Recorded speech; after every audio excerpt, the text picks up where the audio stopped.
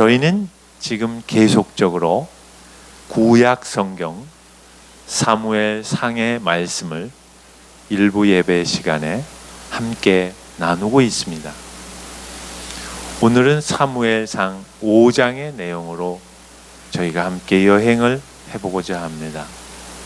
사무엘상 1, 2, 3장은 말씀드린 것처럼 어두웠던 이스라엘의 영적 상태 속에서 그러한 가운데에서 하나님께서 친히 그 이스라엘 백성을 향하여 주의 은혜와 간섭과 손길과 그리고 인도하심에 대하여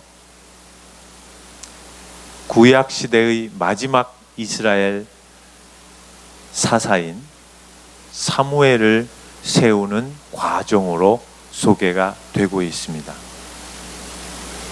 왕이 없어 각자 소견대로 살아가던 그 시대에 하나님께서 감추어졌던, 잉태치 못했던, 결실하지 못하는 한 여인 한나를 통하여 간절한 기다림과 사모함과 그리고 애타게 목마름 가운데 왕을 찾고 있던 이스라엘 백성들을 향하여 하나님의 구체적인 임재와 그리고 동행하심과 역사하심의 산 증인으로 사무엘을 불임의 한 여인을 통하여 허락하시는 내용이 1, 2, 3장의 내용의 골자입니다.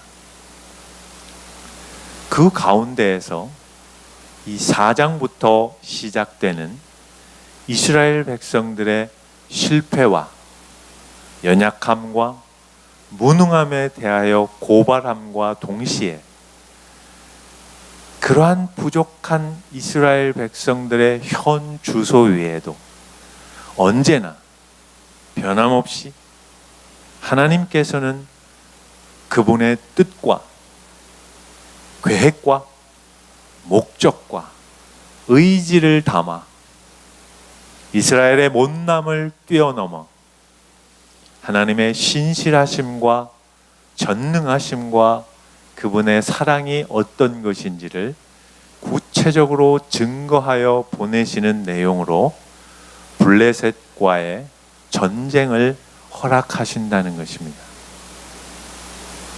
이스라엘 백성에게 다윗 시대까지 끊임없이 인간 막대기와 세상 채찍의 도구로 세워진 블레셋 민족은 이방 민족이었고 다곤 신을 섬겼던 그러한 백성들이었지만 하나님께서는 그 뭇백성인 블레셋 족속을 통하여 하나님의 거룩한 선택된 백성이었던 이스라엘 민족을 징계하시고 훈계하시고 깨닫게 하시는 과정이 사무엘상 4장부터 6장까지의 구체적인 내용으로 전개되고 있습니다.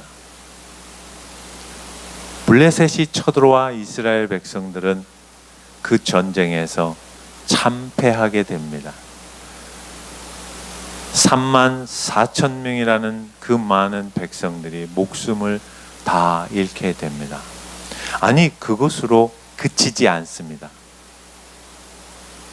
이스라엘 백성들에게 그 어느 것보다 소중하고 가치 있고 의미 있는 하나님의 임재의 상징인 언약궤, 곧 법궤를 블레셋 백성들에게 빼앗기게 되는 그러한 비극을 맞게 되는 것입니다. 이스라엘 백성들은 대성통곡하면서 어찌할 바를 모르고 있었습니다. 오늘 4장 본문은 그 법궤를 취한 블레셋 백성들의 무지함과 그 무지 속에 하나님께서 살아계신 하나님이 어떤 분이신지, 하나님의 하나님 되심을 구체적으로 이방 민족 가운데 증거하시며 나아가 이스라엘 백성들에게 다시 한번 깨달음과 교훈과 가르침으로 허락되어지는 말씀의 내용인 것입니다. 블레셋 족속들이 믿었던 신은 다곤이라는 신이었습니다. 이 다곤이라는 신의 원래의 의미는 곡식이라는 뜻을 담고 있습니다. 왜 곡식이라는 이름을 담고 있는 신을 숭배하였을까요? 지금도 마찬가지지만 하나님을 떠난 백성들은, 하나님을 떠난 인간들은 오직 한 가지 목적 외에는 없습니다. 그것은 풍요이지요. 넉넉한 배부름과 본인들이 원하고 요구하고 기대하는 모든 현실적 보상들 외에는 관심이 없는 것이 인생이라는 것을 블레셋 족속들을 통하여 아주 구체적으로 보여주고 있는 것입니다. 언약궤를 빼앗은 블레셋 족속들은 아스돗이라는 그 도시에 있었던 다곤의 신전에 모셔놓게 됩니다. 두 가지 마음이 있었을 것입니다. 첫째는 이스라엘 백성들이 믿고 있던 여호와 하나님의 능력을 직접 보고 싶었던 그러한 마음도 감추어져 있었을 것입니다. 과연 그들이 믿는 신의 능력이 얼만큼 있는가? 우리가 믿는 다곤 신과 합쳐진다면 더 엄청난 능력과 힘을 발휘하게 될 터인데, 그러면 이 중동 지역의 패권은 우리가 쥐게 되는 게 아닐까라는 현실적인 욕심과 탐욕에 근거한 어리석은 동기가 감추어져 있었던 것입니다. 또 하나는 지금도 마찬가지이지만 전쟁에서 승리한 그 블레셋 족속들은 이스라엘 백성들이 가장 중요하게 여겼던 하나님의 언약궤를 빼앗아 본인들이 섬기던 그 다곤 신전에 모셔 놓았을 때 본인들이 믿고 있는 그 다곤 신이 이스라엘 백성이 믿고 있는 여호와 그분보다 훨씬 우월하고 더 강력하고 더 능력이 있음을 그 전쟁의 승리 가운데 보여주는 증거로서 의도적으로 다곤 신전에 언약궤를 모셨던 그러한 동기가 있었던 것입니다. 다곤 신전에 다곤 신상 바로 밑에다가 언약궤를 모셔 놓았습니다.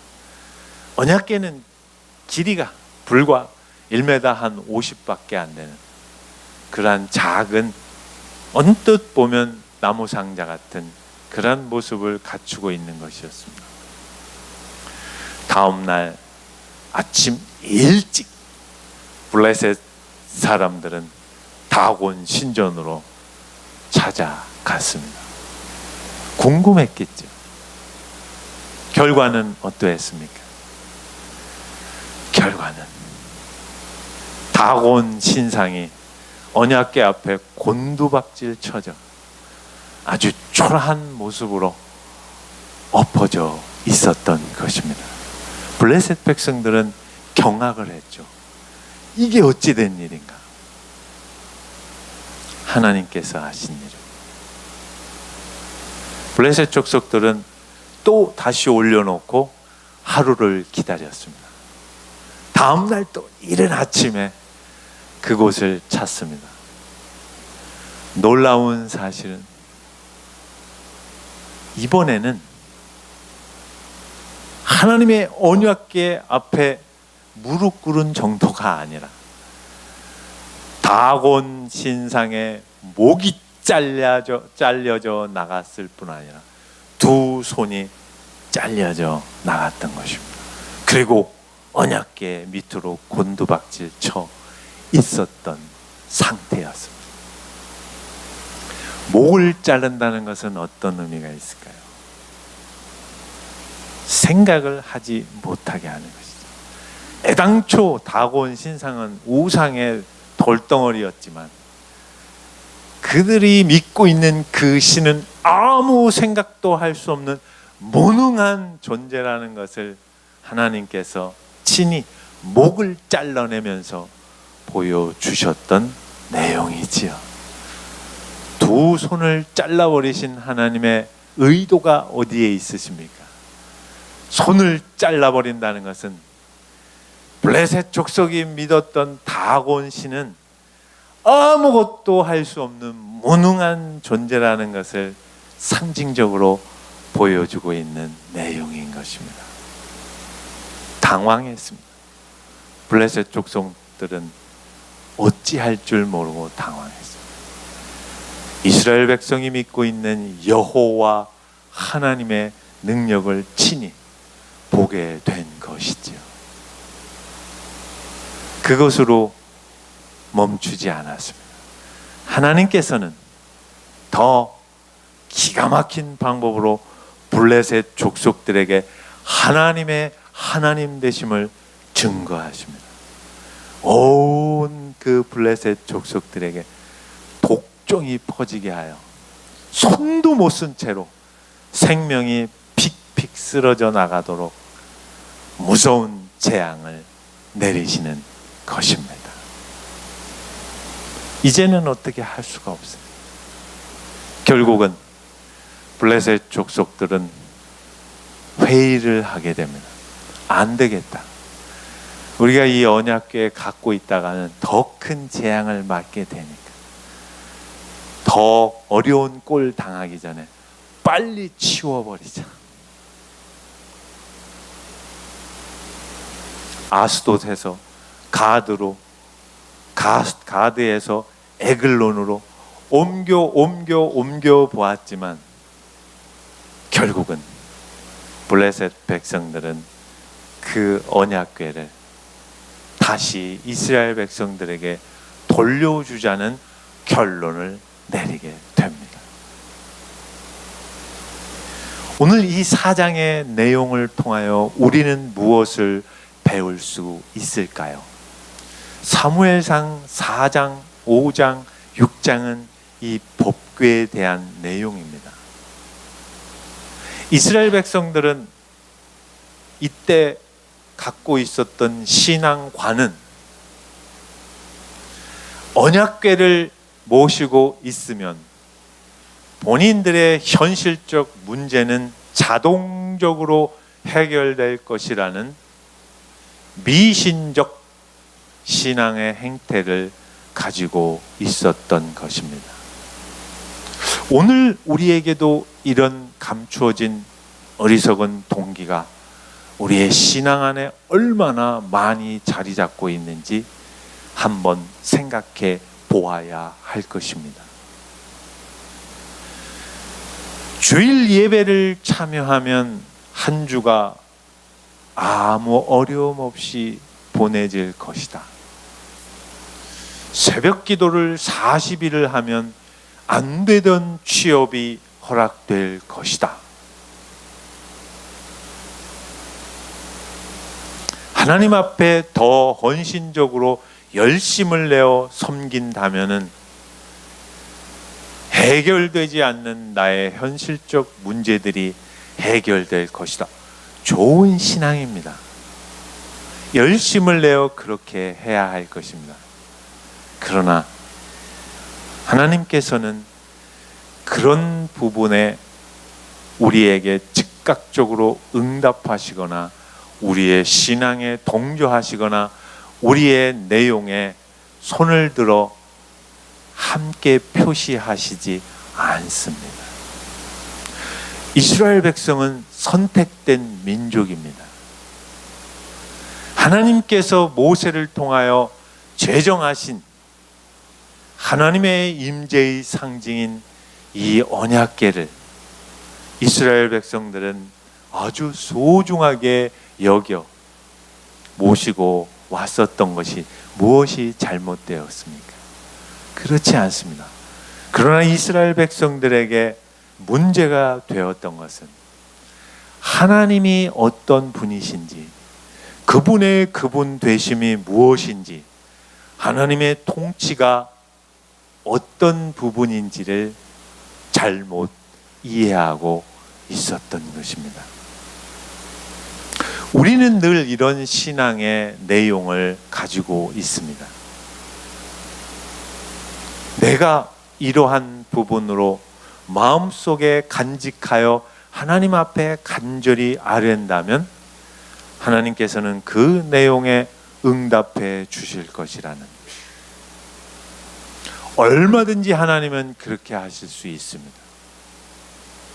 그분의 능력과 그분의 전능하심과 그분의 그 넓으심은 우리의 기대를 더 뛰어넘어 허락해 주실 수 있는 분이십니다. 그러나 먼저 그 기대와 동기와 바람 이전에 우리가 생각해야 할 것이 있습니다. 하나님께서 우리를 택하셔서 그분의 구원의 뜻과 목적과 섭리와 계획을 어느 자리까지 가지고 가실 것인지에 대한 구체적인 분별과 판단과 헤아림과 정확성이 우리에게 먼저 선결되어야 한다는 것입니다. 여러분, 우리의 죄성이 얼마나 강한지 여러분 매일매일의 일상 속에서 경험하시지 않습니까? 아무리 좋은 동기와 아무리 분명한 신앙적 내용을 우리 안에 가지고 있다고 한들 우리의 삶은 늘 하나님의 뜻에 한 걸음 나아가는 것이 아니라 내 생각과 내 기준과 판단과 기대와 욕심과 가치와 그 모든 필요들에 우리는 본성적으로 그쪽으로, 그 방향으로, 그 계획과 뜻으로 전 인격이 움직이는 것을 우리는 잊지 말아야 할 것입니다. 하나님의 하나님 되심을 알게 되는 것은 그 지지리도 못난 인생의 실패와 어리석음과 무지함과 악함을 밥 먹듯이 경험하는 우리들의 매일의 일상 속에서의 절망 가운데서 배우게 된다는 것을 왜 우리는 생각하지 않는지요? 왜 신앙이라는 영역에서 그 못남에 반복되는 그 일상에 어리석음과 악함과 절망과 탄식과 눈물 속에서 배워간다는 것을 왜 우리는 생각지 않는지요? 그것이 일상 속에서의 신앙입니다. 그것 없이는, 그 과정을 걸어가지 않고서는 우리는 하나님의 하나님 되심을 알 수 없는 족속들입니다. 그것이 오늘 사무엘상 4장에서 고발하고 있는 이스라엘 백성의 어리석음의 본질적인 내용인 것입니다. 여러분, 블레셋 민족이 더 악합니까? 이스라엘 백성들이 더 못됐습니까? 이걸 알아야 합니다. 블레셋 족속들은 여호와 하나님이 어떤 분인지를 그저 하나의 능력만 발휘하는 분 이상으로 생각하지 못했습니다. 그분의 섭리와 그분의 뜻과 그분의 창조 역사를 그들은 모르고 있었습니다. 그러나 이스라엘 백성들은 다 알고 있었죠. 그들의 조상들에게 하나님이 그 애굽으로부터 탈출하여 홍해를 가르시고 그 광야길에서 먹이시고 입히시고 불기둥과 구름기둥으로 지켜주시고 언제나 하나님의 뜻과 섭리와 인도하심과 신실하심으로 그들을 어떻게 인도하셨는지를 다 경험했음에도 불구하고 고작 하는 짓이 이 법궤를 모셔놓으면 우리는 이길 것이야. 아니요. 하나님은 그 뜻에 결코 손들어 주시지 않습니다. 우리들의 감추온 동기에 절대 동의하시지 않습니다. 계속 고통스러운 그 길을 걷게 하시죠. 아픈 자리 속에서 더 아프게 그냥 내버려 두시죠. 자녀를 하나님의 자녀답게 키우시겠다는 그분의 뜻과 의지는 예수 그리스도를 죽이시는 자리까지 간다는 것을 잊지 말아야 합니다. 그분의 의지가 얼마나 무서운가를 우리가 놓친다면 우리는 이스라엘 백성들과 같은 어리석음 속에서 헤어나지를 못할 것입니다. 우리 신앙 양태가 그렇지 않습니까? 언제나 왜 이걸 안 주십니까?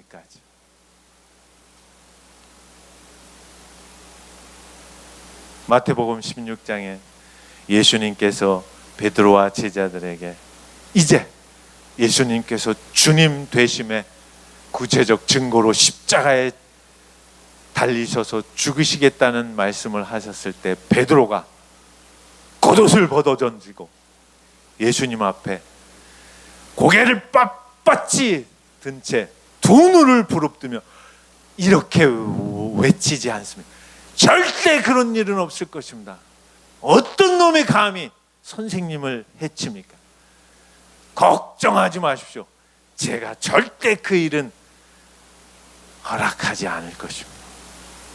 묵묵히 들으시던 예수님께서 베드로에게 이렇게 말씀하시죠. 사탄아, 내 뒤로 물러가라. 졸지에 베드로는 마귀가 됩니다. 그 놀라운 신앙 고백을 한 베드로에게 왜 그런 어이없는 말씀을 하셨을까요? 여러분, 우리의 신앙이 그렇습니다.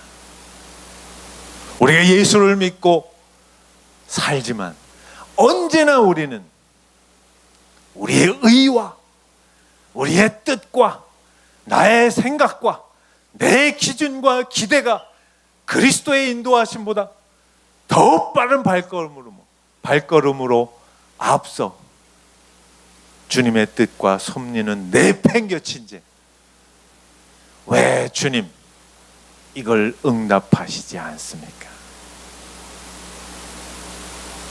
라고 아우성치는 것이 우리가 보여주는 신앙의 면면이 아니겠습니까?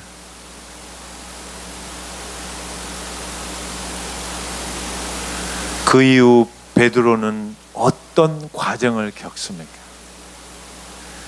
예수님을 3번 부인하고 예수의 제자라고 물었던 답변에 예수 그리스도를 저주하며 도망가고 그 자책으로 인하여 제대로 고개도 들지 못하고 결국은 자기 고향인 갈릴리 호숫가로 가서 내 인생 다 끝났어.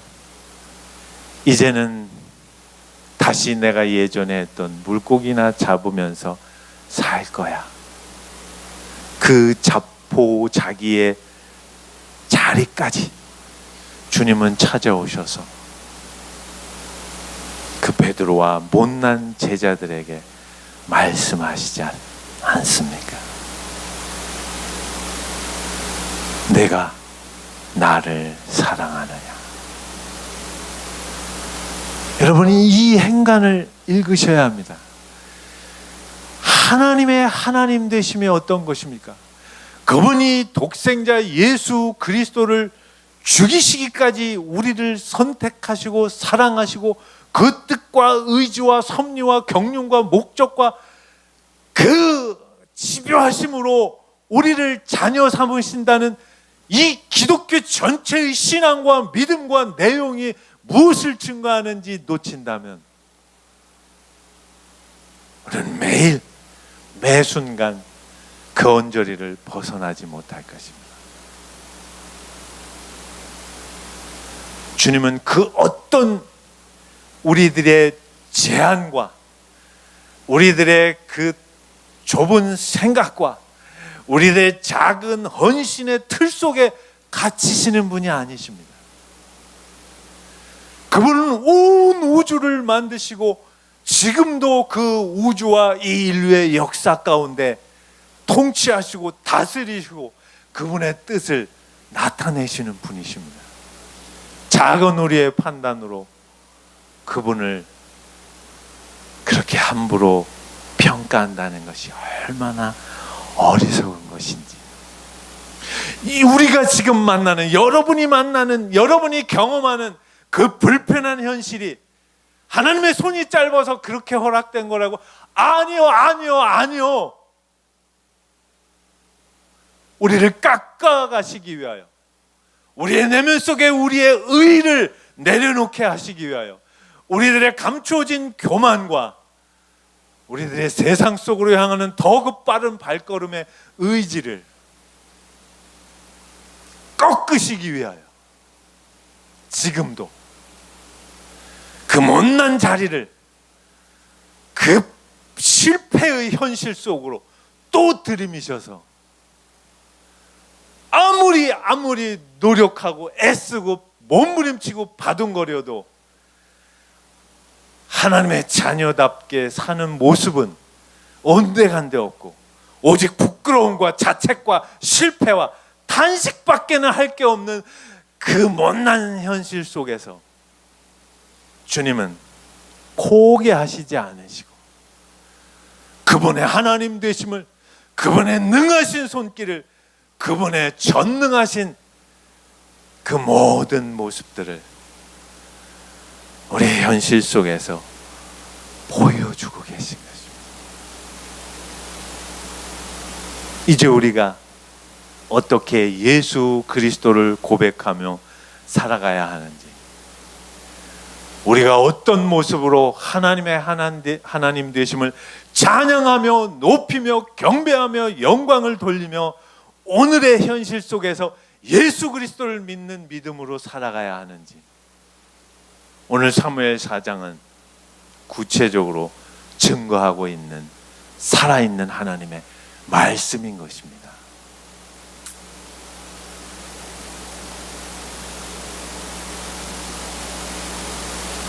우리의 현실이, 이 한반도의 현실이, 인류 역사가 어떻게 전개될지 우리는 모릅니다.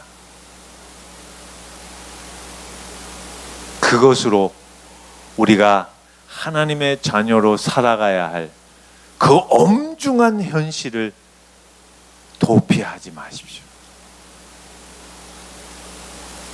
아픔은 아픈 대로 견디십시오. 못났으면 더 노력하십시오. 기독교 신앙은 분명히 초월의 능력을 제시하고 있지만 오해하지 마십시오. 하나님께서는 친히 사람의 몸을 입으시고 우리의 좁은 현실 세계로 뚫고 들어오셔서 온갖 고초를 다 당하시고 죽음으로 우리의 현실의 모든 못난 죄악을 다 해결하셨다는 것을 잊지 마십시오. 그 길을 걸어가야 합니다. 어느 자리까지? 우리가 죽음을 맞이하는 그 시간까지. 삶은 결코 우리에게 아름답고 달콤한 내용으로 찾아오지 않습니다. 예수 그리스도가 걸으신 그 길을 쫓는 그 소명과 부르심 외에는 없습니다. 구약 성경의 이 엄중함이라는 단어의 원래의 의미는 그분의 영광입니다. 우리는 엄중함 하면 생각으로의 그냥 좀 진지함? 아니야. 하나님의 영광이 담겨 있는 것입니다. 우리가 늘 그러지 않습니까? 그분께 영광을 돌려 엄중함으로 여러분의 현실을 대하십시오. 잠 안 자는 아기를 재우실 때 엄중함으로 재우십시오. 짜증내는 자녀를 품에 끌어안으실 때 엄중함으로 끌어안으십시오. 여러분의 직장에서 일을 하실 때 더욱더 엄중함과 무거움으로 그 일을 종사하십시오. 그것이 하나님의 하나님 되심 앞에 순종하는 주님의 자녀됨의 구체적인 모습인 것입니다. 한 주간 그러한 삶으로 운동 경기하는 선수처럼 최선으로 노력하며 다음 주일 기쁨으로 이 자리에 나와 살아계신 하나님을 찬송하는 저희 모두가 되기를 주님의 이름으로 축원을 드립니다.